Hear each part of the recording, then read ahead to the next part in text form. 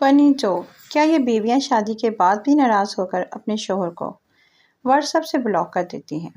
शादीशुदा हज़रात 1000 वाट के बल्ब से रोशनी डालें। Funny joke. एक वक्त था 2-2.5 लाख में शादी हो जाती थी। अब 1.5 लाख में सिर्फ दुल्हन तैयार होती है और सुबह दूल्हा परेशान घूम रहा होता है। राती ते होर सी हुन होर है। Funny joke. एक प्रोफेसर रेस्टोरेंट में गया और सिर्फ रोटी ऑर्डर की।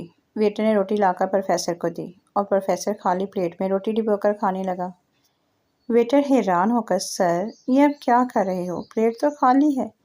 प्रोफेसर, शट अप, मैं रियाजी का टीचर हूँ और मैंने दाल स्पोज की हुई है।